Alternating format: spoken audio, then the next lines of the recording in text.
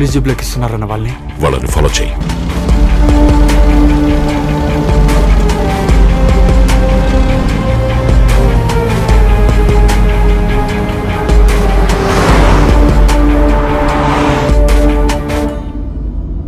ఈ అమ్మాయి ఆదిత్యనారాయణ కూతురు సార్. నీతో మాట్లాడాలి కిట్టు, చాలా చెప్పుకోవాలి.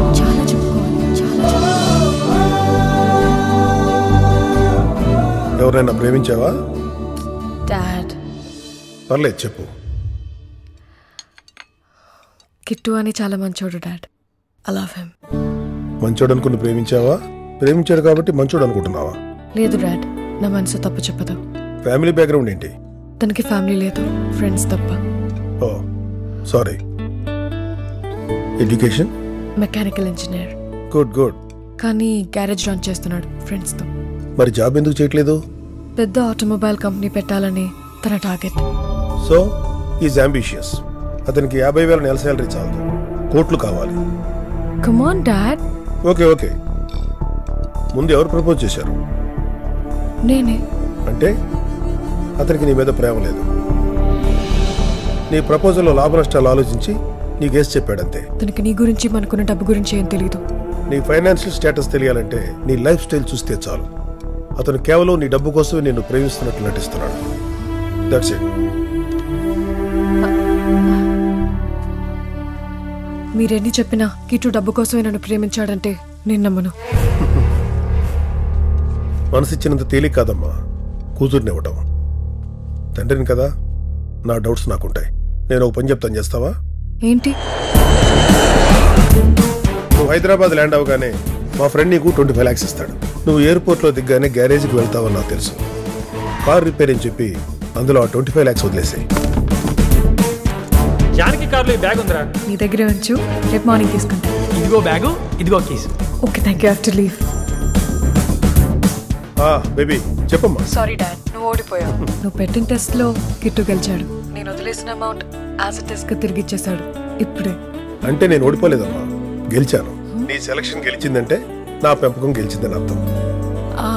డాడ్ మరి ఆ క్యాష్? బేబీ అది ఫేక్ మనీ. ఫేక్ మనీయా? తప్పదమ్మా, డబ్బులే కాదు అవసరానికి తప్పులను కూడా వాడుకోవాలి. ఆ ఫేక్ మనీ నీ దగ్గరే ఉంచు. నేను వచ్చి ప్రొసీజర్ ప్రకారం తగలబెట్టేస్తాను. I'm very happy baby. Hyderabad రాగానే కిట్టుతో మాట్లాడి మీ పెళ్లికి ముహూర్తం ఫిక్స్ చేస్తాను. Thank you dad, thank you so much. I'm sorry Kittu, I miss you. ఎక్కడున్నావు కిట్టు?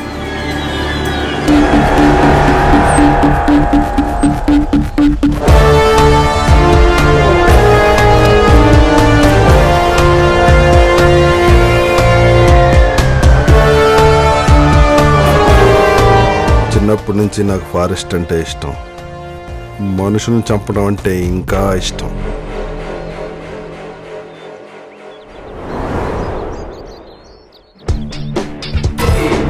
వాళ్ళ వేడిలు తీయండిరా, పరిగెట్టండి రా. Sir if you don't mind, మీరు మమ్మల్ని ఎన్కౌంటర్ చేయలేదు సార్. ఏంటమ్మా? జానకి ఎక్కడుందో మాకు తెలుసని మీ ఫీలింగ్. అదే మమ్మల్ని చంపేసేది ఎక్కడుందో మీకు తెలియదని మీరు ఫీల్ అవుతారుగా. బా సూపర్ మచ్చా, బిల్ల లాజిక్ పట్టుకున్నావా? ఒరే ఎర్రమచ్చా రా, ఇక్కడ నుంచో. ఇప్పుడు పరిగెత్తండి రా. ఇక్కడే ఉంటే కుక్కల్ని కాల్చినట్టు కాల్చేస్తా. అదే పరిగెడితే ఆ టర్నింగ్ దాకా వెయిట్ చేస్తా. ఇద్దరికి చెరో బుల్లెట్ యూజ్ చేస్తా. లక్కుంటే బతికిపోవచ్చు. చెప్పు అన్నా, పోలీసుడు వాళ్ళు షూట్ చేస్తారంట. నాకు ఆ కార్డు కావాలి. అవసరమైతే పోలీసు ఉండేసి వాళ్ళు మాత్రం చావకూడదు. Choice is yours. ఛాన్స్ తీసుకుంటారా, చచ్చిపోతారా?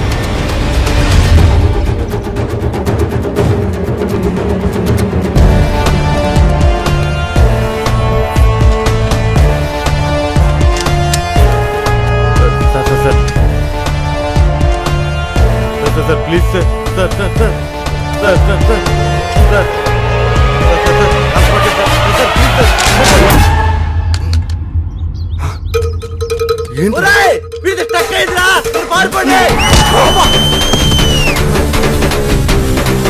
సార్ వాళ్ళు పారిపోయారు సార్.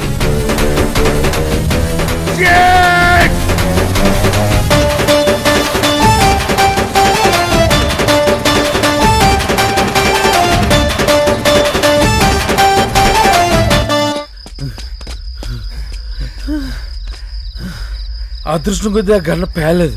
బాబా ఉన్నాడు రా. జై నిమాచి బాబా. కింద పేలంది బాబా దైవాలు కాదురా, కిందలో బుల్లెట్లు లేకపోవడం వల్ల. కారాగానే కాళ్ళకి గంత తగిలింది. ఎవరికి తెలియకుండా బుల్లెట్స్ తీస్తాను. టైం లేదురా, చారొక్క డేంజర్లో ఉంది. ఎలాగైనా కాపాడుకోవాలి. ఎవరు కిడ్నాప్ చేసాడో తెలీదు, ఎందుకు కిడ్నాప్ చేసాడో తెలీదు, ఎక్కడ దాచాడో తెలీదు. ఎలా? ఆదిత్యనారాయణ ఫోన్ చేసినప్పుడు ఏమన్నాడో గుర్తుందా?